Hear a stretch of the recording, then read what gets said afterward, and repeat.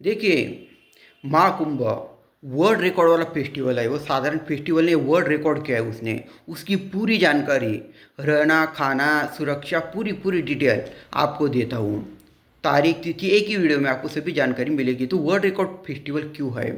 क्योंकि दुनिया का ये सबसे बड़ा त्यौहार है जिसमें सबसे ज़्यादा भक्त जमा होते हैं। करोड़ों करोड़ों हिंदू भक्त जमा होते हैं। तो दुनिया का एक ऐसा एक लौता त्यौहार है जिसमें करोड़ों भक्त शामिल होते हैं। तो इसको वर्ल्ड रिकॉर्ड वाला त्यौहार माना जाता है। वो अभी हमारा महाकुंभ मेला है प्रयागराज में, 13 जनवरी से लेकर 26 फरवरी तक है।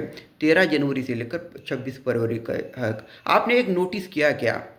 महाशब्द लगा है, कुंभ मेला नहीं महाकुंभ बोला है। क्यों महाकुंभ बोला है उसको? ध्यान दीजिए। हमारे भारत में 12 साल बाद कुंभ मेला लगता है। 12 12 साल बाद 4 जगहों पर लगता है। त्र्यंबकेश्वर नासिक में लगता है, उज्जैन मध्य प्रदेश में, प्रयागराज और हरिद्वार में। प्रयागराज और हरिद्वार में इन 3 जगहों पर जो कुंभ मेला लगता है, नासिक, उज्जैन और हरिद्वार, उसको कुंभ मेला कहते हैं। उसको महा नहीं बोलते, उसके कुंभ मेला। और जो प्रयागराज में लगता है उसको महाकुंभ मेला बोलते हैं। महाकुंभ मेला क्योंकि ग्रहों की स्थिति असाधारण होती है, बहुत ही अद्भुत होती है। तो इस कुंभ मेले में लगभग 40 से 45 करोड़ भक्त, 40 से 45 करोड़ भक्त देश से विदेश से सम्मिलित होने की आशंका है। 40 से 45 करोड़ भक्त सम्मिलित होने की आशंका है। इसलिए सुरक्षा की व्यवस्था भी चाक चौबंद की गई है। आपको आश्चर्य होगा, हवा में चलने वाले ड्रोन से तो सुरक्षा व्यवस्था है, पानी में चलने वाला ड्रोन, सी ड्रोन कहते हैं उसको, तो उससे भी सुरक्षा की जा रही है। क्योंकि देखिए, ये इनपुट चला है क्योंकि कुछ असामाजिक तत्व उसमें आ सकते हैं, साधु की भेष में भी आ सकते हैं। तो इसलिए सभी साधुओं का, सन्यासियों का आधार कार्ड चेक किया जा रहा है। सभी का आधार कार्ड, आपको जाना हो तो आधार कार्ड अवश्य साथ रखिए, आधार कार्ड अवश्य साथ लीजिए, नहीं तो आपको एंट्री नहीं मिलेंगी। आधार कार्ड देखकर ही अंदर आपको जाने दिया जा रहा है। तो आधार कार्ड अवश्य रखिए क्योंकि कोई भी असामाजिक तत्व हमारे त्योहार को खराब ना कर सके, ना खराब कर सके। जो प्रमुख शहर है जैसे मुंबई, दिल्ली, अहमदाबाद, फ्लाइट की भी व्यवस्था है और ट्रेन की भी व्यवस्था है। अभी उधर रहने और खाने की व्यवस्था, देखिए, खाना कोई भी वह भूखा नहीं रहेगा, भूखा नहीं सोएगा। बड़ी बड़ी संस्था, इस्कॉन, दूसरी सामाजिक संस्था ने 24 घंटे का लंगर, 24 घंटे अन्नदान, 24 घंटे अन्नदान करते हैं वो। 24 घंटे, रात को भी दिन को भी 24 घंटे अन्नदान, भंडारा भी कर सकते हैं आप। भंडारा अन्नदान करते रहे तो कोई भी भूखा नहीं रहेगा, कोई भी भूखा नहीं सोएगा। निश्चिंत रहिए, सबको भरपेट खाना मिलेगा, किसी भी वक्त खाना मिलेगा। अभी रहने की सुविधा वो बहुत आवश्यक है। देखिए, आप 3 4 प्रकार से रह सकते हैं। आप वह टेंट, तंबू या शामियाना कहते हैं उसमें रह सकते हैं। उसमें भी एक गवर्नमेंट है, सरकारी है, और एक प्राइवेट है। दोनों के रेंट, दोनों का भाड़ा अलग अलग है। एक दिन का रहने का भाड़ा वो लेते हैं, तो दोनों का भाड़ा अलग अलग है। प्राइवेट भी है और सरकारी भी है। मुफ्त मुफ्त में भी रहने की सुविधा है, लेकिन वो कॉमन है, सब कॉमन है। मुफ्त में रहने की सुविधा कॉमन है। आप किसी के घर पर भी रह सकते हो। होम स्टे, जिसका बड़ा घर होता है, बड़ा घर होता है तो उसमें घर में भी आप रह सकते हैं। उसको सेपरेट रूम होते हैं और वो कुछ आपसे चार्ज लेता है, कुछ भाड़ा लेता है। घर का ही खाना वगैरह सब घर की सुविधा आपको देता है, उसको कहते हैं होम स्टे।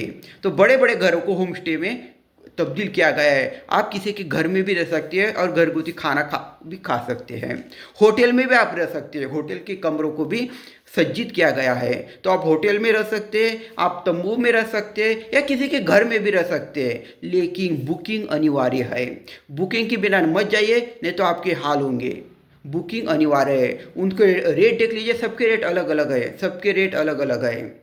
और एक दिन का भाड़ा कितना है, कुछ का हज़ारों में भी भाड़ा है, कुछ में का हज़ारों में भी भाड़ा है। तो वो रेट देख लीजिए आप, इसके अनुसार आप बुकिंग कीजिए और तब आप जा सकते हैं कुंभ मेले में।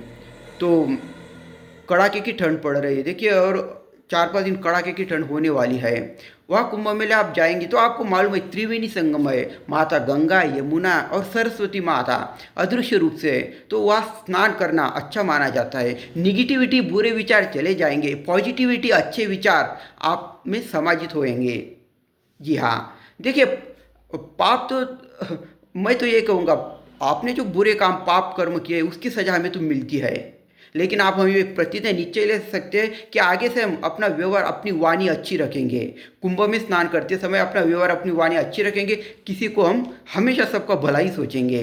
तो हम लोग प्रतिज्ञा ले सकते हैं अच्छी कुंभ में स्नान करने के लिए। तो मैं आपको सब जानकारी दी गई है, ज़्यादा से ज़्यादा शेयर कीजिए अपने हिंदू भाइयों में।